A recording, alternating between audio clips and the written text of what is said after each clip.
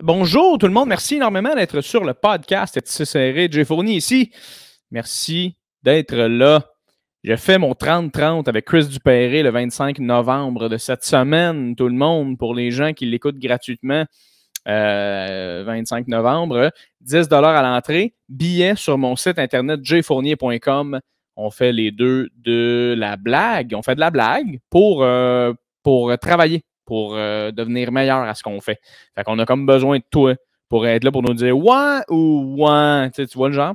Fait que si jamais ça te tente, va sur mon site internet et achète des billets. Je crois qu'il en reste. Alors, podcast aujourd'hui avec Sarah May. Wow! Débile le podcast avec Sarah May.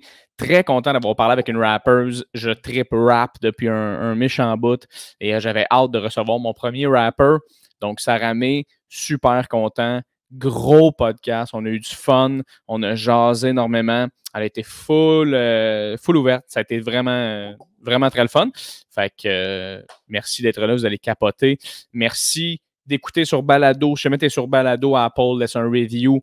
Si jamais tu es sur Spotify, mets la petite cloche, abonne-toi. Si tu es sur YouTube, laisse un commentaire dans les algorithmes. Si tu es sur Google Podcast, merci d'être là.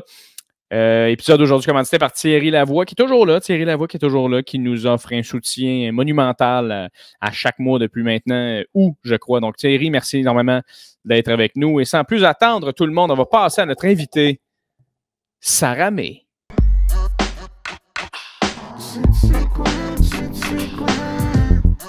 Confident.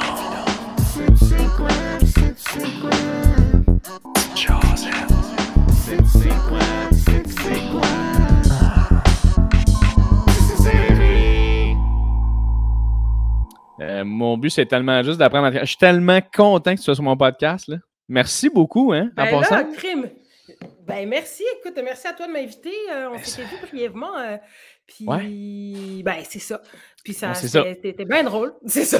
T'es bien smart. Non, mais ça me fait rire parce que c'est drôle, les contacts que j'ai dans la vie, surtout en tant qu'artiste, comme tu rencontres d'autres artistes, puis ça faisait du bien de rencontrer d'autres artistes parce que nous autres, dans le fond, on s'est rencontrés, c'était le show de l'Abri à Québec, c'est ça?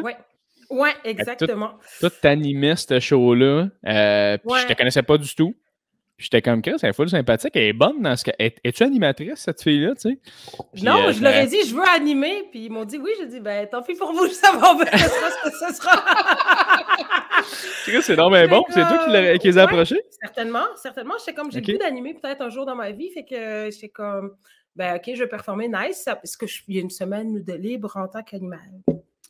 Ils m'ont dit, ben oui. J'ai dit, parfait, I'm coming in. C'était bien fun.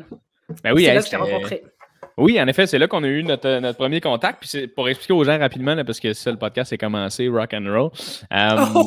Dans le fond, c'était que c'est ça, l'Abri. En fait, c'est une espèce de show virtuel à Québec où il y avait de tout, là, humoriste, rappeur, chroniqueur, gamer. Tu sais, ça rassemblait un peu tout. Puis c'était pour les jeunes, je ne me trompe pas, l'Abri? Oui, exact. C'était pour les jeunes de Québec. C'était comme pendant la pandémie, c'était pour redonner un petit peu de lumière dans cette noirceur. Puis, c'était vraiment cette sombre période. C'était vraiment un show de variété sur le web. Il y avait la musique, des performances, des entrevues, puis plein d'invités, des humoristes, etc. C'est ça. Fait que moi, j'ai fait un show virtuel live, puis tout était là, puis t'animais. Oui. Puis là, ça me fait rire, Sarah May, puis c'est pour ça que je t'en parle, parce que tu le sais pas, là, mais je me rappelle, j'étais allé à l'hôtel à côté, puis là, j'ai croisé Larry Kidd, qui était aussi sur le show que t'animais. Puis full smart, le gars, je jase avec, tout. Là, je fais, hey, tu sais, t'avais l'air à bien t'entendre avec Sarah May. C'est une animatrice, t'as connais de où? Tu sais? Il est comme, non, c'est une fucking bonne rapper. J'étais genre, ah ouais! Et là, les recherches ont déboulé sur toi, Sarah May. Je me suis mis à écouter ta musique et je trippe complètement. Ça m'a tellement hook ce que tu fais. Ouais, puis je trouve ça vraiment nice. Puis j'ai le goût qu'on en jase pas mal aujourd'hui ensemble. J'ai le goût tu me jases un peu de tout ça. Parce que moi, je connais pas le rap, mais je trippe sur le rap. Puis je trippe à parler avec quelqu'un qui fait du rap. Mais avant d'embarquer dans tout ce qui est le rap, je vais apprendre à le connaître toi, mettons. Toi, tu viens de où, toi? Moi, est-ce qu'on a du temps? 1 heure tapant. Shout-out à Larry Kidd, qui est un très bon ami. Ça fait des années que je le connais, puis c'est un excellent artiste. Un excellent rappeur. Chaque fois qu'on se voit, il y a toujours beaucoup d'amour et de coquinerie. Ça va pas plus loin, là. Mais fait que je suis bien contente qu'il t'ait dit ça. Oui, vraiment. Écoute, où commencer? Moi, je suis originaire du Sénégal. Est-ce que je fais ma bio? C'est ça que je fais. Vas-y, non, mais raconte un peu, tu viens de où, là? Il n'y a pas de stress. Ouais, puis tu sais, j'ai grandi entre Sénégal, ici. On a fait la Tunisie, le Rwanda avec mes parents. Fait que mon père était diplomate, fait qu'on a quand même beaucoup voyagé quand on était jeunes, jusqu'à l'âge de 18 ans à peu près. Et c'est ça, à un moment donné, je suis revenue au Québec à 17 ans pour faire mon cégep. Donc, je suis revenue dans la ville de Québec. Ma mère est originaire de la ville, puis mon frère était déjà là. Et donc, c'est là que j'ai commencé un petit peu à faire du rap, en fait, à enregistrer des tunes poches, parce que c'était pas très bon au début. Donc, les débuts de l'art, hein? Ouais, c'est comme, je suis capable de faire ça, tu fais une tune, t'es comme, c'est débile! Puis là, tu réécoutes 5 ans plus tard, tu fais c'est très mauvais. Fait que t'avais déjà commencé à cet âge-là, mais avant d'embarquer là-dedans, toi, est-ce que tes 2 parents sont québécois? Comment ça... Oui. Oui, ils sont québécois, tu as été adopté. C'est ça? Exactement, j'ai été adoptée. Eux, mes parents, dans les années 70, ils ont décidé qu'ils allaient faire leur vie en Afrique. Et mon père a eu un emploi pour, en fait, pour les affaires étrangères. Donc, c'était pour, les coopérants, les diplomates à l'étranger. Donc, ils ont débarqué au Burkina Faso en 1974. Fait que, et de là, ils sont jamais partis finalement. Ils ont fait plusieurs pays jusqu'à temps qu'ils atterrissent au Sénégal dans les années 80. Et c'est là qu'ils m'ont adopté. Mon père travaillait pour la francophonie à ce moment-là. Fait qu'ils ont adopté mon frère qui est plus vieux que moi, Karim. Puis après, ils m'ont adopté. Et puis, on a fini le contrat de mon père à ce moment-là. Puis après, on est revenu au Québec. Puis de là, on est reparti pour le Rwanda. On a fait 1 an. On est revenu. Après ça, on est allé en Tunisie 2 ans. Après, je suis revenue. Fait que c'est ça. Fait que c'est comment... Parce que, tu sais, moi, je suis un gars de Blainville. Moi, je suis né à... Moi, là, Saramé, on est l'inverse. Tu sais, comme moi, je suis né à Blainville, puis genre, le plus loin que je suis allé, c'est Laval, ben jeune. Fait que, tu sais, j'adore. J'ai zéro ton background, j'ai aucune idée, mais c'est quand même, mettons, bouger de pays de même. Parce que, tu sais, toi, tu viens du Sénégal. En fait, t'es né au Sénégal, mais tu sais, t'es allé après ça dans plein de pays. Comme c'était comment grandir en bougeant autant de même? C'était-tu difficile? Je vais commencer par les côtés positifs. Tu sais, c'est vraiment spécial parce que tu débarques à chaque fois dans un nouveau pays, c'est jamais pareil. C'est-à-dire que tu es constamment dépaysé. C'est vraiment spécial. Quand tu viens à dépaysement, c'est-à-dire que tu arrives quelque part, ça sent pas pareil, les gens ne se ressemblent pas, les gens ne marchent pas pareil, les heures, c'est pas pareil. Rien. Je peux même pas comparer à ici parce que ça n'a rien à voir, tu sais. Et dans le fond, c'est que tu t'adaptes. Tu arrives, puis là, tu catches un peu, tu observes. Moi, j'étais observatrice les premières semaines, les premiers mois, les premiers jours d'école aussi. C'est veg parce que moi, j'étais tout le temps un peu l'ovni, là. J'étais noire, mes parents étaient blancs, j'avais un accent québécois.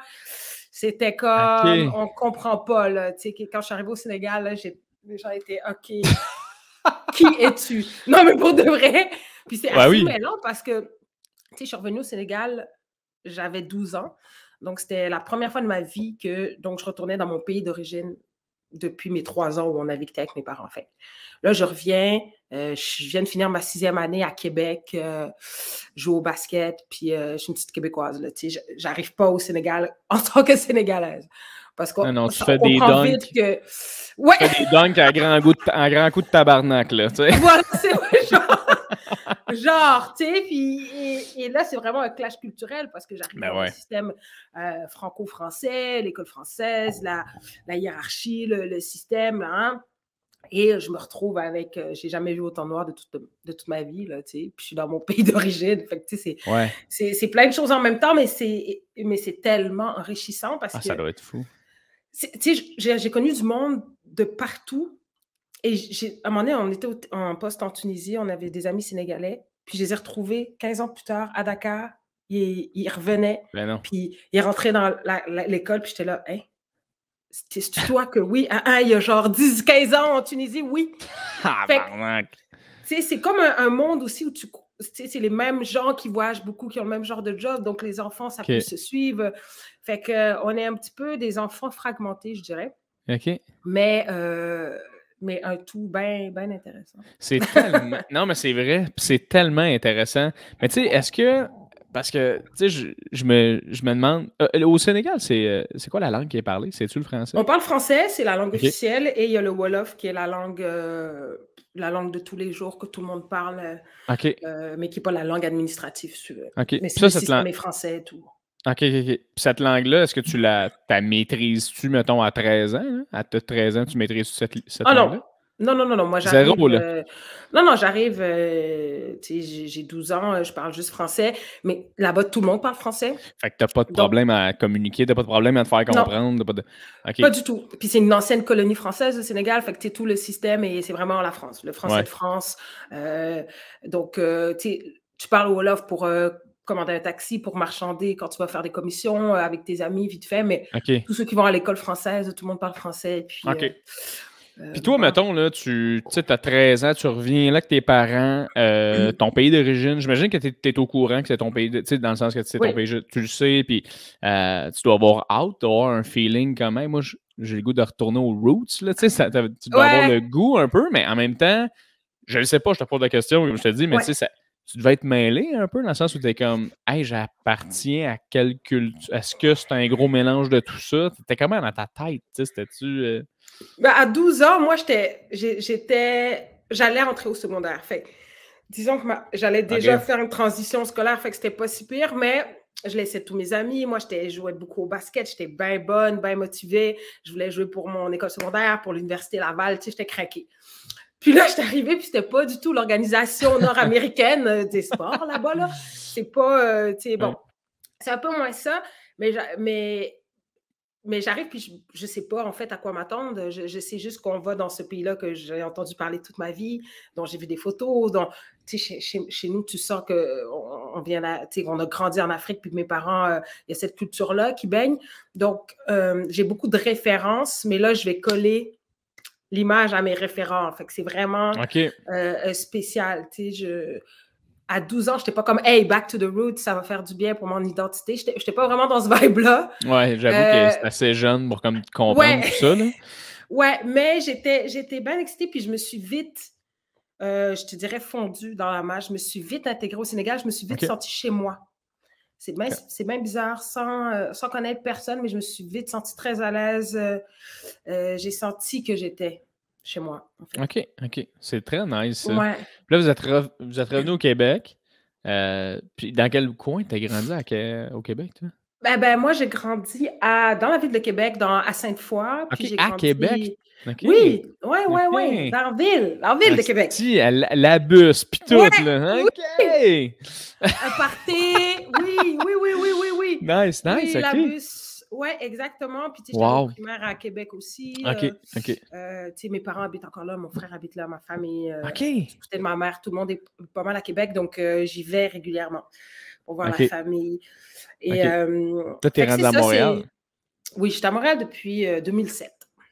OK, quand même. 2007, ouais. T'es-tu venu à Montréal pour l'art? T'es-tu venu à Montréal pour le grind? Oui, parce que... Ouais, exactement, pour la rap life. Yes. Quand je suis revenue au Québec pour faire mon cégep, mes parents étaient encore au Sénégal. Mon père n'avait pas fini son contrat. Fait que moi, j'étais dans les résidences. J'étais comme une étudiante dans mon cégep. Puis moi, je voulais aller habiter à Montréal. Ma mère ne voulait pas. Elle était comme, non, finis ton cégep avant d'aller à Montréal, parce qu'elle savait que Montréal, la grande ville, ça allait être le bordel. Donc, finalement, j'ai finalement fini mon cégep. Puis, à ce moment-là, j'avais fait quelques featuring avec des gars de Québec. Je commençais à goûter un petit peu à ça, à faire beaucoup de musique. C'est là que, en fait, mon frère m'a présenté Tom Lapointe, qui est le gars qui travaille à ce jour encore avec moi, qui est mon ingénieur de son, qui est mon DJ aujourd'hui. Et c'est là que j'ai connu les Claude Bégin, les Ken Lo, toute cette gang-là, un peu de Québec, si tu veux, Eman. Donc, c'est des gens que j'ai connus quand je suis arrivée à 17 ans. Donc, j'ai fait mon cégep à Québec. Puis là, après ça, je suis comme, bon, je vais aller à Montréal. J'ai l'impression que la scène est plus grosse, puis que je vais avoir plus d'opportunités. Puis beaucoup de gens avec qui je voulais travailler étaient à Montréal. Ouais, OK. Fait que là, j'ai fait le saut. Je vais faire une petite parenthèse rapidement. Là, puis, je ne vais pas prendre tout mon temps pour le faire. Mais c'est ça qui me fait rire. Quand j'ai fait un peu de recherche sur toi, quand j'ai appris à te connaître à travers ton art, tu sais, j'étais intéressé à en savoir plus. Puis là, j'ai vu que justement ton frère, c'était Karim Ouellet, qu'on connaît, un musicien super bon. Mais moi, je ne savais pas que c'était ton frère avant de m'intéresser énormément à la musique. Puis j'étais comme, est-ce que ça doit être nice quand même que les gens, tu sais, je sais pas s'il y a eu un moment dans ta carrière où c'était comme, hey, t'es la sœur à Karim. Tu sais, je sais pas s'il y a eu ce moment-là. À toi de me le dire, mais ça doit être cool de se faire reconnaître pour comme, non, ton art m'a frappé. Puis là, après ça, tu apprends. Ton frère, c'est Karim. OK, vous avez une famille musicale de fun, tu sais. Ben, c'est exactement ça qui est arrivé. Moi, j'ai été la sœur de Karim très longtemps. Okay. Mais je suis encore sa sœur, on va se dire. Oui. Ce statut n'a pas changé. Mais, si tu veux, moi, j'ai commencé à faire mes projets, trucs solo, vraiment à Montréal, un petit peu plus sérieusement, doucement, vers 2010, 2011. Okay. Et c'est l'époque où Karim a sorti son premier album Fox. Puis là, ça a explosé avec l'amour, tout ça. Donc, moi, c'est sûr que quand j'arrivais à des places, j'étais pas mal la référence, c'était la sœur de Karim. Donc, ce qui est le fun, c'est qu'aujourd'hui, c'est ça, tu me dis ça, mais aujourd'hui, il y a plein de monde qui le savent pas. Ouais, c'est ça. Puis je trouve ça toujours drôle parce que ça a tellement été longtemps ça que là, quand c'est plus, je suis comme, OK, je suis fière on se soit démarqué par la musique puis que j'ai fait mes affaires et ça a toujours été un très grand supporter. Là, mon frère, on supporte l'un et l'autre, mais j'étais bien contente de ça. Je suis contente, de faire mon chemin. Et puis, on fait pas la même musique non plus. Donc, mais non, pas du tout. Puis, est-ce que vous êtes, tu sais, ton frère, je sais pas, je le connais pas, mais est-ce que les deux ensemble, c'est vraiment comme plus jeunes, vous avez trippé sa musique, les deux, ou ça a été comme Pas du tout. Quand est-ce que t'es tombé en amour avec la musique, toi? Ben, en fait, moi, Karim, lui, il a commencé la guitare vraiment jeune. Genre, à 9 ans, lui, il jouait de la guitare. Puis c'était genre Jim Morrison, Jimi Hendrix. Tu sais, ces années-là. Moi, j'étais dans le rap français complètement. J'avais 10 ans. Mon cousin m'avait donné une cassette de rap new-yorkais, que je pourrais même pas dire les noms des groupes aujourd'hui. Puis de rap français. Puis là, c'est parti là-dessus. Wow. Fait que moi, j'étais vraiment sur IAM, NTM, j'écoutais du Jay-Z, j'écoutais Nas. Puis j'étais à fond dans mon rap, là. C'était d'avoir une passion, là. T'sais, moi, je vivais ça, j'avais 9 ans, là, puis je capotais. Puis tu savais que tu voulais faire ça? Ou tu faisais juste capoter sur juste l'art, tu sais? Je pense que je capotais sur l'art, j'apprenais les textes, je réécoutais vraiment obsessivement les mêmes tunes pour les apprendre par cœur, puis apprendre les raps, être capable de les rapper, mais je savais pas. Moi, je pensais, j'étais comme, ben non, ces gens-là, ils font ça, c'est malade. Mais moi, jamais, je me serais dit, hey, je vais aller sur une scène. Premièrement, j'étais vraiment gênée à ce niveau-là, fait que, tu sais, j'aurais jamais fait ça. OK. Puis, tu sais, j'étais tout dans ma chambre, puis là, je répétais les verses, puis je rappais. Oh, wow. Fait que j'étais vraiment une méga passion. Vraiment. OK. Wow. Puis l'écriture est arrivée tranquillement après. OK, puis oui, ça m'intéresse tellement. J'ai tellement de questions pour toi, Sarah. M'a me calmer, ça fait juste 15 minutes qu'on est là. Mais non, parce que ça m'intéresse tellement, puis je vais le dire d'entrée de jeu, parce que tu sais, je suis humoriste, puis l'écriture humoristique, c'est une punchline. Puis ce qui m'a fait tomber en amour avec le rap, c'est que c'est exactement la même formule. Tu sais, c'est une punchline, des prémices, c'est différent, of course. Mais moi, l'affaire qui me fascine, c'est qu'autant que je trippe complètement rap, je suis nul à chier pour faire ça. Dans le sens, je serais même pas capable de faire du rap. Fait que moi, je trouve ça fou. Fait que je me demande quand est-ce réellement, là, t'en parles un peu, là, t'as fait, OK, je pogne un crayon, je m'essaye sur un verse. Réellement, je pense que j'avais 17 ans. Je pense que j'arrivais à Québec. Et là, il fallait que j'enregistre ma première tune. Tu sais, j'avais trouvé un beat. Et là, j'ai écrit ma première chanson. Mais tu trouves ça sur YouTube, genre, un beat? Ou... Non, t'es-tu fou? Ben non. Ça se trouvera jamais. Jamais. Ben quoi qu'il faudrait que je demande à Tom, vu que je travaille encore avec, peut-être que je pourrais trouver cette relique de tune. Mais, en fait, le premier verse que j'ai écrit, c'est au Sénégal. C'était un gros track. On était 15 dessus, je pense. Puis c'est la première fois que j'ai enregistré, la première fois que j'ai écrit un verse. Et de là, c'est parti. Mais là, j'ai commencé aussi à comprendre comment faire des verses parce que j'écrivais beaucoup de poésie quand j'étais jeune, quand j'étais ado. J'aimais vraiment ça. J'écrivais mes émotions là, d'ado torturé. Puis, mais c'était pas des verses, c'était vraiment que plus poétique. Mais c'est quand je suis arrivée à Québec que là, j'ai catché qu'il fallait des punchlines, qu'il fallait construire ça, puis qu'il fallait que ce soit solide. Puis là, j'ai commencé à travailler beaucoup les textes. Parce que là, c'est ça qui est intéressant là-dedans, c'est que c'est énormément poétique. Le rap, c'est énormément... C'est de la poésie, en fait, avec du beat. Moi, je suis un fan de slam aussi. Je tripe slam. Pour moi, ça rime. C'est la même chose. Mais se rajoute là-dedans tellement d'éléments, je trouve, qui a l'air complexe. À commencer par, mettons, ça te prend un bon beat, genre. Oui, mais ça part de où? Dans le sens, comment tu construis une toune, mettons, toi, Sarah May, là, qui est comme, OK, moi, je pars de... pogne mon journal intime, il y a plein de scribble, il y a plein d'affaires que j'ai écrites. Genre, comment ça marche? Je veux savoir. C'est sûr qu'au fil des années, ça a vraiment changé. OK. Avant, là, j'écoutais un beat, je me disais, OK, j'aime ce beat-là. Là, j'écrivais, mais j'étais plus scolaire, mettons, dans mon écriture. Fait que, j'écrivais sur une feuille, puis là, j'étais là, à la ligne, puis, c'était quasiment, là, c'est très scolaire, finalement, comment j'écrivais au tout début, là. Puis après ça, ça s'est transformé un petit peu. Maintenant, c'est un petit peu plus instinctif. C'est-à-dire que si j'écoute un beat, il faut qu'il y ait des mots qui me viennent ou qu'une mélodie me vienne en tête pour que je vois quelque chose puis que je me mette à écrire dessus. Fait que si tu mets un beat, puis là, je suis comme « Oh shit », tout de suite, ça va partir. Dans ma tête, là, je sens qu'il y a des mots qui viennent, des idées. J'ai une idée de flow. J'ai une idée de flow, de texte. Et là, je vais l'écouter en boucle. Je vais l'écouter en boucle, puis je vais enregistrer des top lines qu'on appelle, ou les Français disent des yaourts, des yogourts, genre. Okay. Tu marmonnes des mots, mais sans dire des mots. Tu fais des trucs comme ça, mais tu dis pas de mots, mais tu places ton flow tranquillement. Ouais. Et à partir de ça, là, j'écris maintenant. OK. Fait que je vais trouver mon flow. Vas-y. Puis je vais écrire, et en même temps, je vais avoir l'idée, le flow va m'inspirer des mots, ça va m'inspirer une émotion aussi, puis ça peut être aussi, je me lève, puis je dis au gars, OK, je vais faire un track énervé, là, je vais faire un gros track trap, puis là, ça va y aller, puis ça va être que des punchlines, ça dépend vraiment. Mais si je suis plus dans la pop, dans les mélodies, ou quelque chose de plus...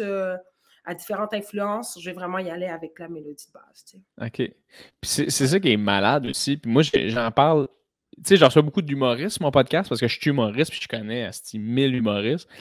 C'est souvent ça que je répète. Puis à chaque fois, j'essaie d'en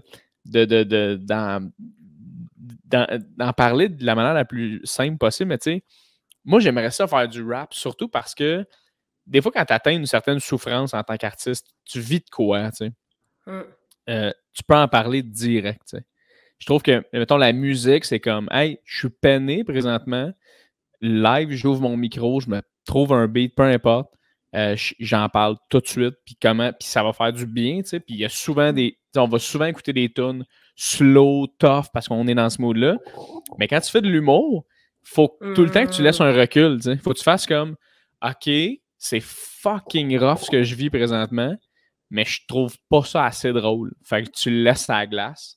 Et éventuellement, tu reviens. Fait que à chaque fois, je dis ça aux humoristes, je suis comme, moi, j'aimerais ça faire du rap.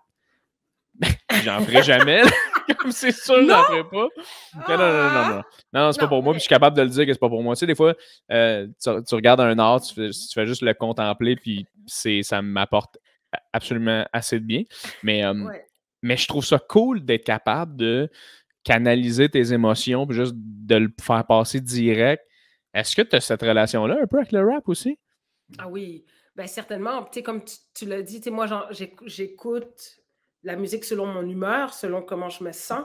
Ouais. Et ça a toujours été comme ça, même quand j'étais ado, je me rappelle, quand ça filait pas, j'écoutais telle chanson de Lauryn Hill. Quand ça allait bien, je mettais Destiny's Child, telle tune. Tu connais tes tunes quand ça va bien, tu connais tes tunes quand ça va mal. Puis c'est encore ça. Dans mon char, là, en ce moment, ça va bien, je mets telle tune, telle tune. Okay. Et donc, la musique, je le vois comme ça aussi. Je pense que j'ai plus... pour aller dans la tristesse, aller dans ces émotions-là, moi, il faut que j'ai un petit peu de recul. OK. Parce qu'après, ça peut sortir genre vraiment brouillon, ces émotions-là. Ouais. Des fois, c'est une émotion qui, pour moi, prend du temps à poser et à mettre de façon claire, du moins comme je veux. Ouais. Fait que je prends souvent du recul.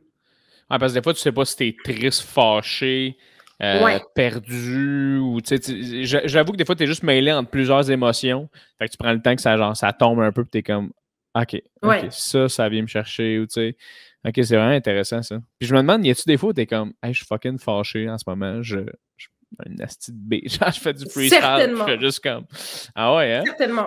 Ah oui. Tu sais, là, j'ai plus le studio, genre j'ai juste besoin d'un micro puis de mon laptop, là, mais tu sais, quand j'ai fait Poupée Russe ou quand j'ai fait Irréversible, le micro était chez moi, puis moi, je faisais les maquettes, j'enregistrais, puis j'envoyais ça au gars, j'étais comme, OK, là, faut refaire toute la musique, puis da. Fait que là, il refaisait tout, mais tu sais, j'avais ça à disposition, là. Moi, je me lève, mon lit est là, mon micro est là, c'est terminé, puis je peux faire 3 maquettes aujourd'hui, tu sais. Ça, c'est nice, ça. Puis c'est ce que j'apprécie en tout cas d'avoir un studio, en tout cas chez moi, c'est que je peux créer tous les jours. Tous les jours. Et je peux m'étudier aussi tous les... Tu sais, je peux voir une évolution, je suis capable de... Tu sais, alors, ouais. T'aimes-tu ça, t'écouter, mettons? Oh, ben ça a pris du temps avant. Hey, au début, là, je disais à Tom, je disais, OK, c'est ça que j'ai enregistré. Puis là, je partais dans une autre pièce. Je fermais la porte. Puis là, j'étais comme, tu me diras quand tu auras fini d'écouter. J'étais pas capable. J'étais pas capable de m'entendre. C'était vraiment un supplice. C'est sûr que ça a énormément changé, là. Ça me gêne quand il y a d'autres mondes, tu sais. Si ma mère a fait, bon, on va écouter. Non, tu sais, ma mère, elle fait plus ça parce qu'elle sait que... Fuego! C'est juste ta mère qui est comme... Ouais. Mais ça me gêne un peu, mais sinon, tu sais, j'ai plus... je suis habituée... Mais là, t'es rendu... Ouais, t'es rendu, tu sais, je veux dire, c'est ton métier, c'est full important. Tu sais, comme, tu gagnes ta vie avec ça. Fait que t'es comme, hey, je suis bonne dans ce que je fais. J'ai pas le choix d'écouter, ça fait partie du travail. Mais j'avoue qu'au début, tu sais, dans chaque vidéo que tu fais, mettons, puis là, je parle de toi, mais tout le monde, là, tu t'écoutes dans une vidéo. Même moi, quand je réécoute les podcasts, je fais du montage, je suis comme, tabarnak, je fais ça dans la vie, moi. J'ai cette voix-là, puis les gens, sont comme, on va l'écouter, son podcast. Comme, oui, c'est ça. C'est fucked up. C'est tellement personnel. Tu sais, c'est comme l'humour. Tu sais, vous parlez de vous, tu te racontes des histoires. La musique, c'est pareil. Fait que moi, la perception des gens ou le regard des gens quand ils écoutent ma musique, ça peut me perturber parce que je me dis, Chris, il me dit pas ça. Est-ce que c'est wack? Qu'est-ce qu'il dit? Ah, il a écouté tel punchline. Tu sais, au début, j'étais bien self-conscious. Ouais. Autant j'aimais ce que je faisais, mais autant j'étais comme... Je voulais que tout le monde aime ça. OK, ça m'intéresse énormément là, parce que je relate beaucoup. Là. Fait que là, tu faisais des shows dans la vraie vie. Tu faisais un spectacle devant du monde, puis là, tu rappais, tu faisais ta toune, puis tu regardais les visages. Tu te regardais, puis tu jugeais leur visage en disant « Ah, lui, je pense qu'il y a ici, je genre. » Ah oui, quasiment ça. C'est quasiment ça. Je regardais les gens, puis là, j'étais là, ils ont-tu du fun? Au lieu de me concentrer sur ma perfo, j'étais en train de penser... d'essayer de penser ce que les gens pensent ou savoir ce que les gens pensent. Puis, tu sais, ça m'a pris du temps avant de... Puis encore, des fois, j'ai des petits écarts de comportement à ce niveau-là, puis je me dis, est-ce que les gens aiment ça? Je pense que c'est normal, on fait un métier qui est quand même... On est toujours dans la face des gens, puis on est là à raconter notre vie, puis faire des blagues. En tout cas, moi, je fais des tunes. Fait que... Et vu que c'est personnel, pour moi, c'est sûr, ça me touche. Ben oui, absolument. En même temps, c'est tellement subjectif. T'es comme... C'est ça. Ça se peut là, que ce gars-là... Puis ce qui fait chier, c'est que la personne qui trippe au bout, t'es comme « Ah, cool! » Puis la personne qui, mettons, aime pas ça, te fait tellement plus mal que la personne qui capote. Ça devrait être l'inverse, c'est tellement weird. Ouais, puis tu sais, c'est même les commentaires sur YouTube ou peu importe. Moi, je ne veux pas lire les commentaires parce que je me suis rendu compte que un mauvais commentaire sur 100 m'a fait peut-être plus. Puis je suis comme, ça me tente pas. Tu sais, je veux plus lire parce que ça ne fait que aller, je pense, ça touche un peu l'ego, ça l'amour propre. Je sais pas qu'est-ce que ça touche, mais ouais. Ben, c'est parce que c'est tellement... Tu sais, on s'entend, là, t'es rappeur, je suis humoriste, t'es un peintre, peu importe ce que tu fais qui est ultra personnel. Tu le montres aux gens, c'est comme, voici un produit. C'est pas comme, hey, voici, mettons, une bouteille de shampoing que j'ai faite parce qu'il y a une bonne recette de shampoing. C'est comme, ah, j'aime pas le shampoing. OK, je me suis fourré dans la recette. En tout cas. Mais là, c'est comme, hey, j'aime pas toi. J'aime pas ce que tu proposes comme art. Puis t'es comme, Aïe, aïe, esti, parce que c'est direct au cœur, tu sais. Mais si t'as une entreprise de chandail, et le monde font j'aime pas les chandails, t'es comme, ah ben, tu sais, il y aurait peut-être moyen qu'on modifie les chandails. Tandis que là, c'est comme, il faudrait que je change au complet ma personne. Il faudrait que je change de personne, tu sais. C'est vraiment touché. T'as-tu de la misère quand même à builder cette espèce de confiance-là à travers le temps? Tu sais, de plus tu devenais populaire, plus t'étais comme, OK, là, ça se peut qu'il y a des gens qui aiment pas ça et qui en parlent parce que c'est les classiques des réseaux sociaux. Ouais, ben, je te dirais que avec le temps, je me suis défait de ça, puis je me suis défait aussi de me dire de faire les choses pour les autres. OK. Ce qui m'a beaucoup permis de faire. Est-ce que tu entends mes notifications? Non. Parfait. Hey, j'étais comme. T'as eu des petits messages? T'as eu des J'entends messages? des strings. En tout cas, j'ai tout désactivé sur mon laptop, ça me gosse vraiment. En tout cas, c'est juste moi qui les entends. Fait que c'est ça, tu sais, je me suis un peu défait de la vie des autres au fil des années. Je te dirais, avant de faire Irréversible, mon deuxième album, j'étais comme, OK, là, il faut que j'arrête parce qu'il y a du monde qui aimerait que je fasse plus de rap-rap, d'autres qui plus de pop-up. Puis là, tu sais, j'étais un petit peu éparpillée dans mes idées, puis j'avais à cœur la vie des autres, mais pas forcément des bonnes personnes.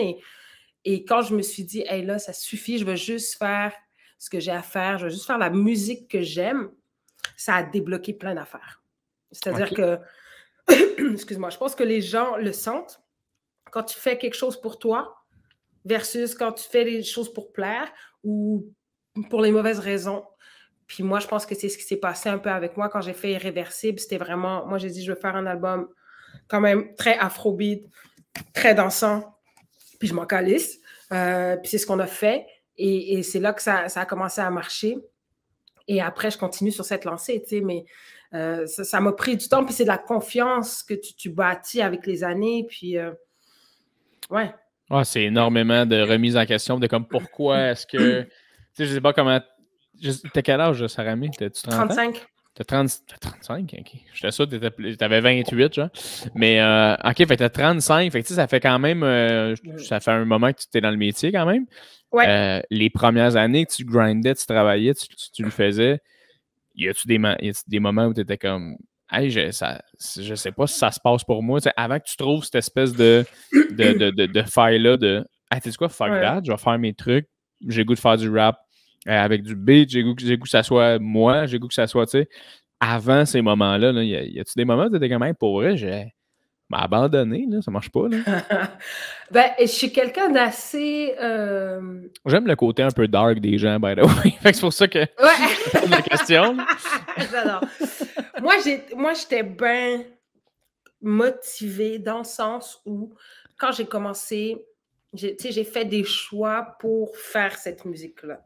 Mais je ne savais pas que j'allais en vivre. Moi, j'aimais juste tellement ça que, tu sais, j'étais dans mon cours de littérature à l'Université de Montréal, puis j'écrivais des verses. Puis je payais encore mon université que j'ai jamais fini parce que j'étais comme, OK, mes parents veulent que j'aille à l'université, fait que j'étais comme, je suis allée à l'université, mais c'est pas du tout ce que j'aimais faire. Mais puis je continuais à faire du rap, mais motivée comme si ça allait être ma job, motivée comme si j'en vivais. Fait que j'étais sur ce grind-là pendant plusieurs années, puis à un moment donné, j'étais comme, tu sais, j'ai eu des gérants à Paris. Il y a une époque où j'allais en France souvent parce qu'il y avait de l'intérêt là-bas de certaines personnes. Et là, je me suis dit, bon, hey, je venais de faire mon premier album. J'étais comme, hey, je sens que cet album-là, ça va marcher. Ça faisait quand même plusieurs années que j'étais là-dedans. Ça faisait au moins 5 ans qu'on me voyait un peu. Là, je suis comme, hey, cet album-là, ça va marcher. Puis là, les gérants, je suis comme, nice, j'ai des gens à Paris qui connaissent la game, connaissent tout le monde.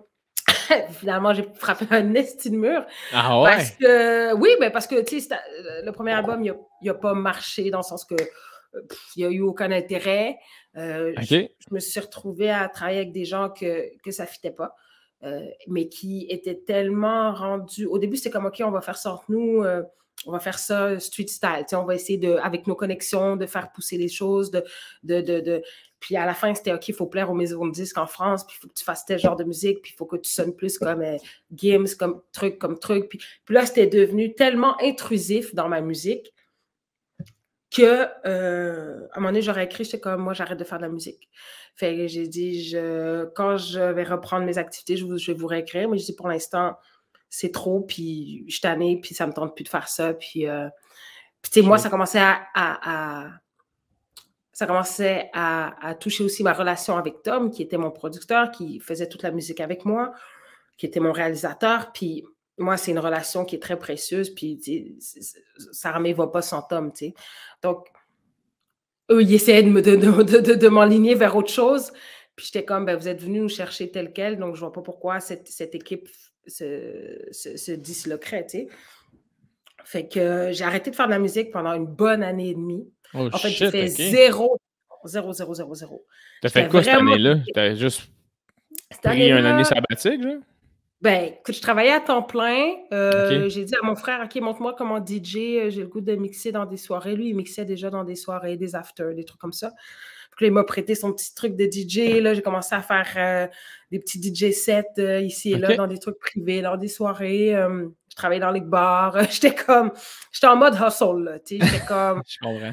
Je vais survivre et je vais passer au travers. Mais musicalement, je trouvais que c'était pas bon. Je trouvais que c'était pas ça. Je trouvais que j'avais beaucoup de choses à travailler, puis j'avais pas compris certaines affaires musicalement et au niveau de mon art, du rap.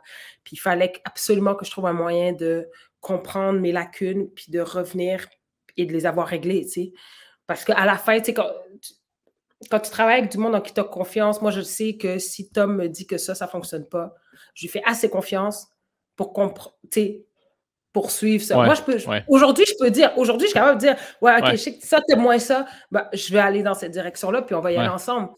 Mais à l'époque, c'était mon barème dans la musique, tu sais. Et donc, voilà, j'ai commencé un an et demi après, peut-être en 2017, fin 2017, là, j'ai commencé à mettre le micro, à prendre le micro ici, de l'amener au studio. Puis là, j'ai demandé les clés du studio. Puis là, j'ai commencé à aller au studio tous les jours. Mais tous les jours. Moi, je détestais le studio. Pour moi, c'était une corvée. Là, j'arrivais avec ma feuille. Puis là, Tom, il réalisait ma toune. Puis, tu sais, c'est parce que, tu sais, c'est ça. J'arrivais avec ma feuille. Puis là, je lisais. Mais tu sais, tu peux pas lire ton texte quand tu viens rapper dans le booth. Tu sais, tu peux pas. Faut que tu arrives, que tu aies ton truc, que tu l'aies en bouche, que tu l'aies dans la tête. Puis moi, j'étais scolaire. J'avais pas la bonne méthode, tu sais. Donc, là, j'ai pris les clés du studio puis j'ai commencé à y aller tout le temps. Je suis devenue un rat de laboratoire. Je faisais 3 maquettes par jour. OK. Puis on a fait l'album Irréversible en 6 mois. Ça a été le... Je sortais de là à 6 h du matin, là. Je veux dire, je ne faisais que ça. C'était pas une très bonne hygiène de vie. Ouais. OK, je rentrais là. Ouais, tu rentrais à quelle heure? Moi, je rentrais là le soir, peut-être vers 9 h, 7 h, 8 h. OK. Puis je sortais de là à 3-4 h du matin. Moi, je disais, quand je rentre au studio, même si je chill, il faut que j'ai au moins fait une toune. Donc, au moins un couplet, au moins un refrain. La moitié d'une chanson, au moins de fait. Okay. Et je m'étais mis mon objectif à 2-3 maquettes par jour. Fait que j'étais... c'était militaire. Poussé au bout du rouleau, là. Oui, vraiment, tu sais, c'était pas... J'ai appris beaucoup de choses, par contre, pendant ces périodes-là, puis j'ai appris à... C'est quoi que t'as appris? J'ai appris que j'étais meilleure que je pensais. Ah ouais, that's it! C'est bon, ça? Ouais, je me suis fait plus confiance parce que là, je me suis retrouvée à réaliser mes tunes moi-même un peu parce que, tu sais, les gars, ils m'envoyaient des maquettes de beats.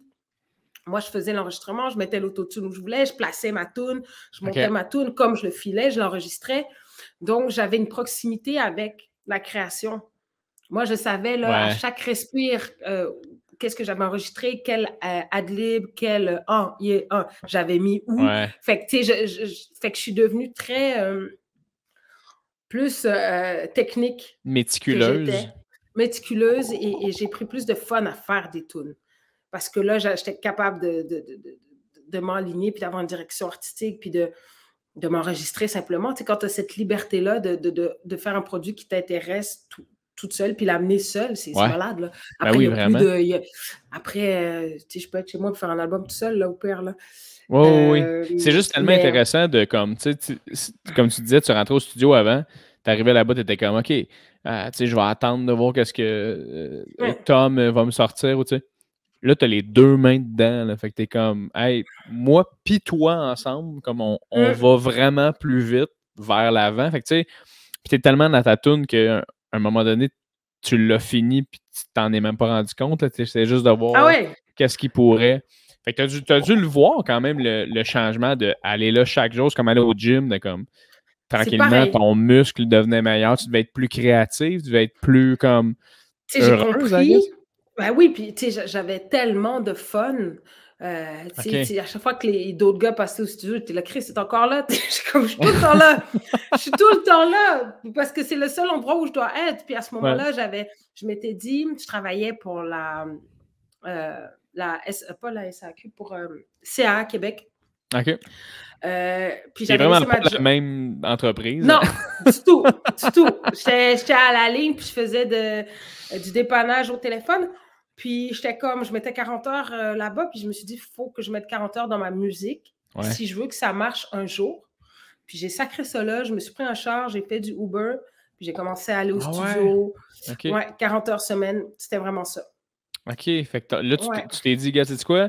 Je vais modeler mon mode de vie autour de la musique au lieu de modeler la musique autour de mon mode de vie 40 heures semaine.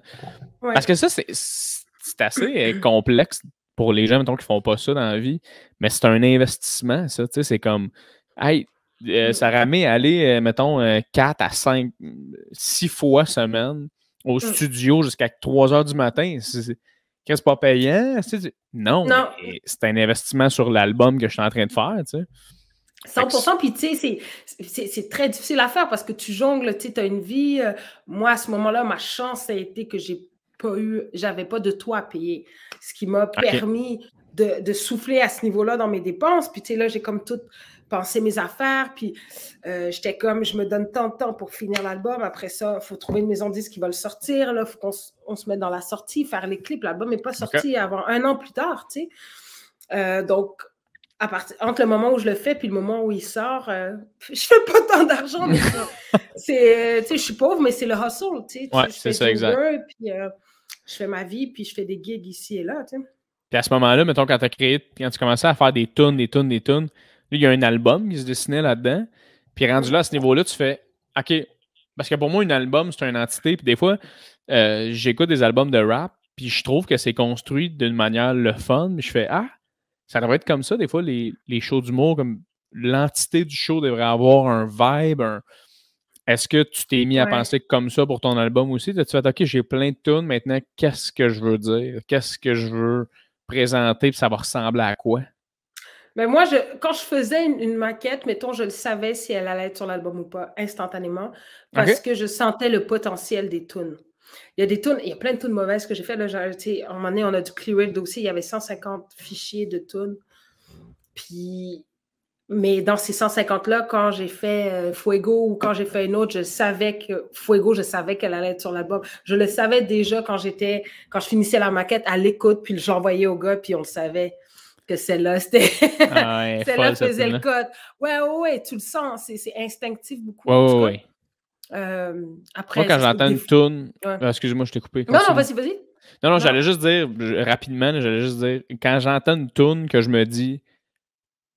J'ai-tu déjà entendu ça comme dans une radio populaire, mais que non, dans le sens que pas qu'elle n'a pas passé, whatever, mais dans le sens, je me dis, Asti, c'est sûr qu'elle est excellente, cette tune-là. Dans le sens, tu sais, Fuego, je l'ai entendu 2 fois, puis j'étais comme, t'as l'air qu'on dirait que c'est exactement la recette d'une bonne tune. Genre, pourquoi ça passe pas plus ailleurs, ça? C'est une bonne question, ça. Mais c'est ça. Oui, tu le sais tout de suite, puis c'est ça qui est le fun. En tout cas, moi, c'est ce que j'ai appris aussi. J'ai appris à discerner OK, ça c'est une maquette, puis bof, OK, le texte est intéressant, mais est-ce qu'on va mettre toute l'énergie là? Non. Et je suis capable de différencier tout de suite où est-ce que ça s'en va, puis la direction, puis si ce que j'ai commencé va finir sur un album ou pas. OK. Puis tu sais, je sais que j'ai lu un peu d'articles, whatever, que t'expliquais aussi que tu as passé des moments plus rough pendant tout ça, là, des moments où on a toute notre santé mentale qui est plus touchée, puis on est comme, OK, qu'est-ce qui se passe, puis où est-ce que, je suis heureux dans la vie, puis whatever. Puis là, je lisais justement que tu avais dit comme que, toi, c'était important d'en parler, c'était important pour toi de toucher cette corde-là, puis de venir chercher le monde par rapport à ça dans ton rap ou pas, tu sais.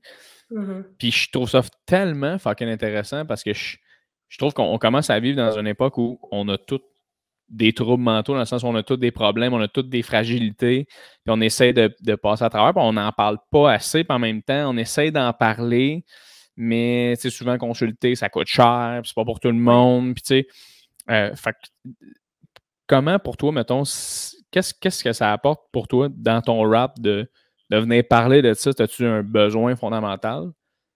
As-tu envie que les gens fassent asti merci de tes paroles, tu sais?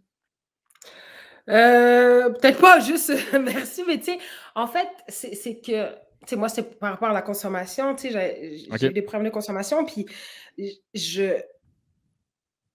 quand je m'en suis sortie, j'ai compris, ben, tu sais, une nouvelle vie a commencé pour moi littéralement, là. Tu sais, c'était vraiment le jour et la nuit, puis ça m'a tellement apporté de choses, tu sais, à moins de le vivre, c'est dur de l'expliquer juste en mots. Je ne sais pas si les gens, sûrement les gens qui sortent aussi de dépression, peut-être c'est le même effet, mais en tout cas, moi, ma sobriété m'a amené une autre vie, là, complètement.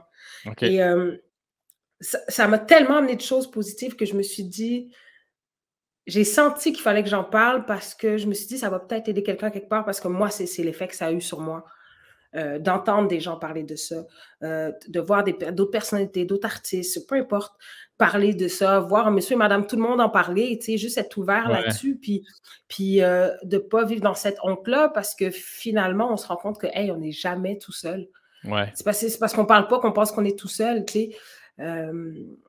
Et tu sais, je pense que dans la vie dans laquelle on vit en ce moment, que ce soit par les réseaux sociaux ou même, tu sais, la société, les arts, la musique, tu sais, je veux dire, c'est pas un monde très propice à la sobriété, tu sais. Ouais, non, c'est clair. Quand je me couchais à 4-5 heures du matin, là, j'étais pas sur le Gatorade, là, tu sais. Fait que wow! Donc, tu sais, à un moment donné, voilà, puis, mais je me rends compte que, tu sais, plus j'en parle, ou en fait, quand j'en parle même avec des amis, ça tilte des trucs tu sais, on ouvre des conversations, puis j'ai des conversations que j'avais pas avant avec du monde, puis je trouve ça magique.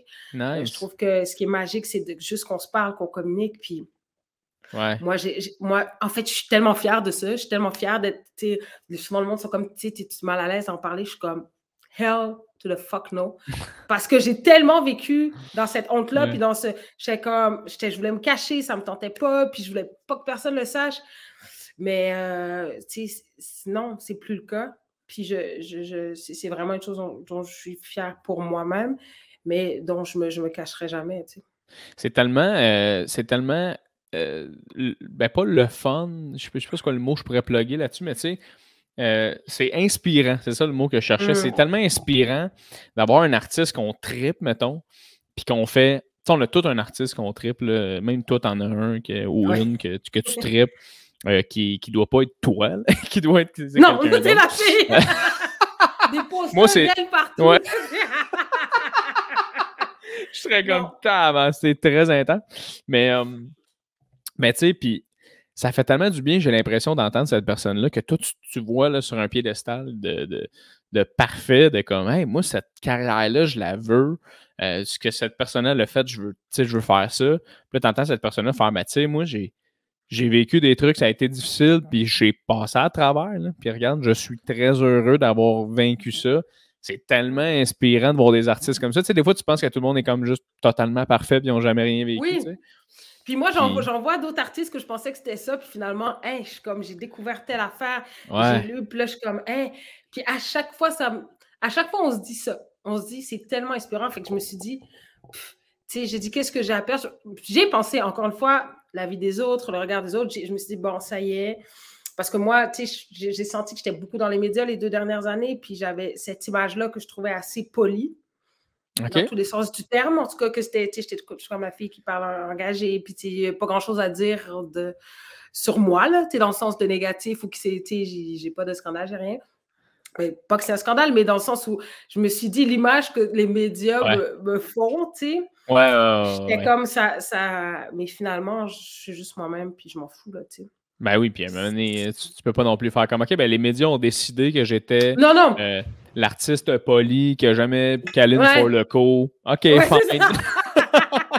Après, c'est peut-être des choses que je me fais dans ma tête, peut-être des histoires, mais tu sais, ouais, c'est ça. Tu sais, j'ai fait beaucoup de télé l'année passée. OK. Puis, tu sais, c'est ça. Tu sais, je le sens aussi un peu dans... tu sais, j'ai cette facilité à parler, à communiquer. Je suis comme, je suis souriante comme tout le temps. Tu sais, c'est un peu l'image de ça, là. Tu sais, je veux dire plus, là, ouais. Puis là, on apprend dans des podcasts, mesdames et messieurs, que Chris, tout le monde a... dans l'enfer de la drogue. C'est tellement pas ça, en plus. Non, je trouve ça fucked up parce que je sais pas si tu as commencé à croiser des idoles que tu avais. Tu sais, moi, tu m'en as nommé quelques-uns tantôt, IM, puis toute la kit, mais t'as-tu... parce que là t'en fais quand même...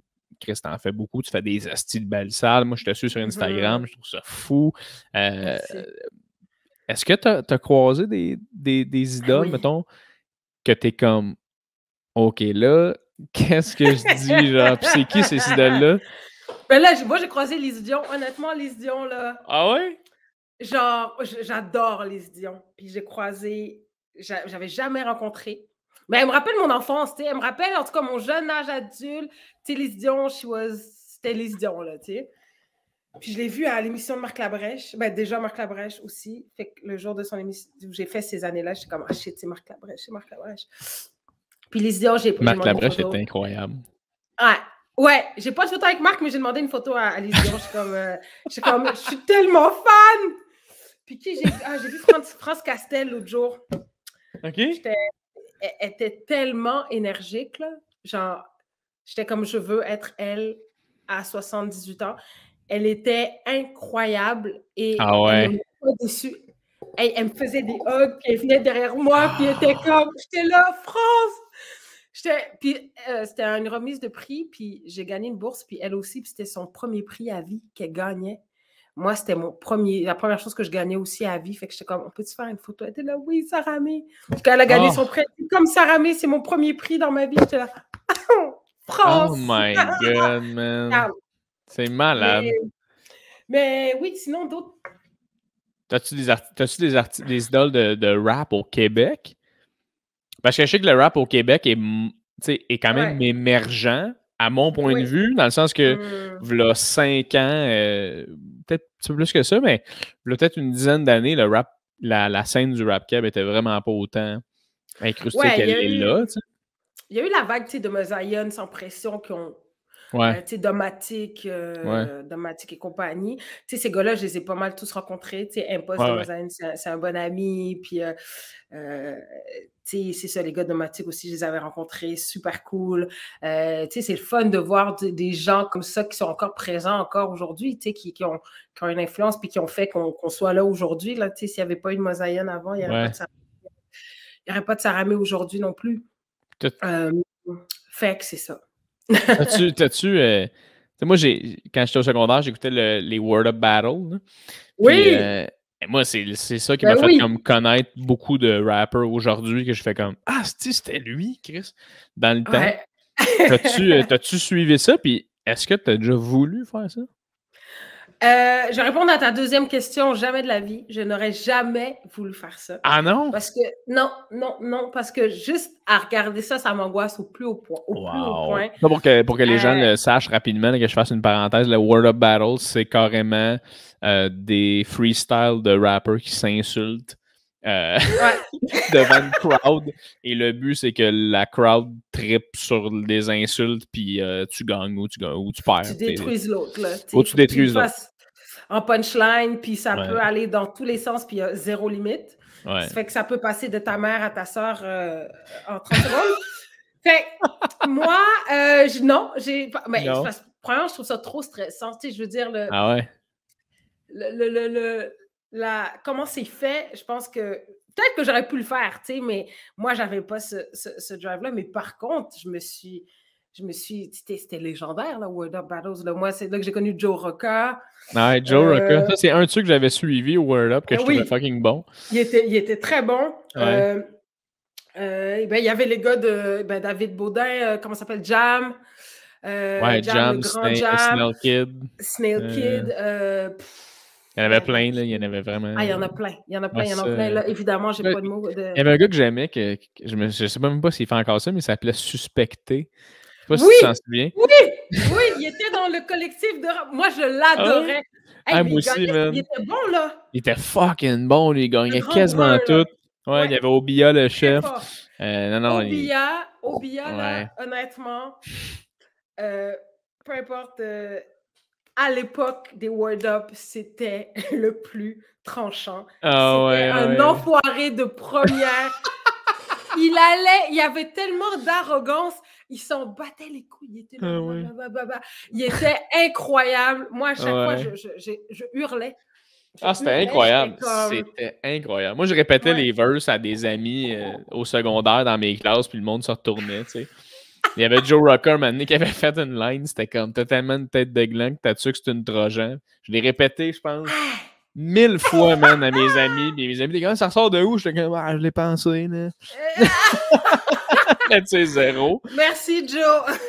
Ouais, c'est ça. Mais fait que ça, c'est pas un passage obligé. Mettons, t'as pas. Si tu fais des Word Up Battle, t'as pas besoin. Tu sais, dans le sens. Si, mettons, t'es le meilleur en Word Up Battle, est-ce que t'es. Tu sais, ça veut pas dire que t'es voué à une grande carrière. Puis si t'as pas fait de Word Up Battle, ça veut pas dire que tu feras pas de carrière, tu sais. Exactement. Oups, excuse-moi. Ça a-tu lagué? T'es-tu là? Tu m'entends-tu? Je pense que. Oui. Ben, je te vois. Tu me vois plus? Ah, bizarre. Attends, bouge pas. Ok, t'es là, excuse-moi. Ouh! Excuse-moi. Il n'y a pas de stress, il n'y a pas de stress. Ta question est... C'est pas un passage obligé, ça veut pas dire que aussi que tu es très fort en battle, que tu peux faire un album, puis que ça va être bon, puis que tu es bon en show, puis... C'est tellement des niches que, tu sais, mettons... Moi, je sais que ma force, c'est les shows, c'est faire des albums. Demain, tu me lances dans une affaire de freestyle. Le freestyle, comme tu dois le savoir, c'est comme un humour, j'imagine, quand tu commences à faire de l'impro, quand tu fais de l'improvisation, c'est un muscle. Genre, si t'es pas Eminem là, du jour au lendemain, puis t'es pas dans 8 Mile. Fait que, il faut que tu te pratiques. Tu sais, Ken Lo, il peut freestyle sur n'importe quoi chez vous parce que depuis que je sais pas quel âge il fait ça, puis il est bon, puis ça y va tout seul, tu sais. Mais voilà, c'est pas pour tout le monde. C'est ça. Mais non, en effet. Et puis, c'est comme tu dis, c'est la même chose. Les humoristes, des fois, tu as des humoristes qui sont vraiment pas bons. Tu sais, moi, un de mes humoristes préférés, c'est pas mon humoriste préféré au Québec, il s'appelle Simon Gouache. Puis lui-même se dit, étant pas bon en impro, puis tu as des humoristes fucking bons en impro. Qui choke de faire du stand-up. Fait que, tu sais, ça va de toi. C'est pareil dans le rap. Ouais, exact.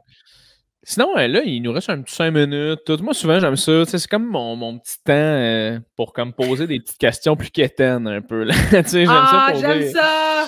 Ouais, mais il y a une question que je pose tout le temps, que je sais même pas si le monde aime ça, que je pose cette question-là. Je la pose tout le temps. Puis, non, mais je te parle pas du monde, genre les invités, là, mais je parle des gens qui écoutent le podcast. Non, les invités, s'ils aimaient pas ça, je ne la poserais juste pas. Là. Mais... non, c'est ça. Je pose tout le temps la question, je trouve ça quétaine, mais je trouve ça le fun à répondre. Mais je me demande tout le temps, mettons, tu croisais la Saramé de 16 ans, mettons, devant toi, tu sais. Puis là, cette Saramé-là, tu te regardes et elle est comme, hey, tu sais, c'est quoi les conseils que tu aurais à me donner pour que j'avance dans cette vie-là? C'est quel conseil tu donnerais? Oula! Oula! Ouais, je pense que je me serais dit de me faire confiance, puis de faire confiance au processus. Parce que quand tu es dedans, là, puis que tout prend le bord, puis que ça ne tente plus, puis que tu n'as plus de motivation, c'est très tough. T'sais, après, tu es comme, oui, j'ai surmonté des épreuves et ça m'a fait grandir, mais tu n'es pas de même quand ça se passe. Ça peut être long. Puis, tu sais, moi, ça a été, je dirais, long avant qu'on me connaisse ou qu'on commence ou qu'on connaisse un peu mon nom, ou qu'on me voit un peu, puis c'est un truc que je fais depuis plus de 10 ans, puis ça fait 2 ans que certaines personnes me connaissent, puis... mais ça n'efface pas ce que j'ai fait avant, et ce que j'ai fait avant m'a permis de me rendre où je suis aujourd'hui, puis je suis très sereine dans toute l'activité, puis dans toute la demande qu'il y a, parce que je pense que j'avais ces années derrière moi, parce que sinon, je pense que j'aurais trouvé ça très difficile de suivre le rythme quand ça va bien, là, puis que... Là, il faut que tu livres la marchandise, puis que les gens attendent après toi, puis là, qu'il y a plus d'attente, finalement. Donc, je me serais dit de trust the process. Trust the process. Here you go. C'est superbe, Sarah-Mie. Merci tellement d'être venue sur mon podcast. J'espère que tu as eu du fun. Hey, merci à toi. Ça fait full plaisir. Écoute, j'encourage n'importe qui à écouter ce que tu fais. Moi, je me suis mis à écouter ça. Je trippe complètement. Il y a des affaires qui ont découlé de ça. Comme là, je suis embarqué dans du rap français. Puis là, on dirait que je trippe. Grâce à toi, pour vrai, tu as été la porte pour moi là-dessus. Wow. Fait que je t'en remercie. J'aime ce que tu fais. Merci de nous offrir de l'art. Merci de nous offrir des lines, des punchlines. J'adore. J'adore. Comme je te disais, moi, je suis humoriste. J'aime la poésie. J'aime les punchs. Puis j'aime tellement ça, écouter une tune puis tomber dans juste écouter l'écriture. Puis je trouve que tu as une superbe plume. Fait que lâche pas. Merci, Jay! Je vais fermer le stream, on va être encore ensemble, fait que va-t'en pas. Puis sinon, je te souhaite sérieusement juste du bonheur, Sarah-Mie, juste du succès. Fait qu'on se voit bientôt. Merci. Ciao!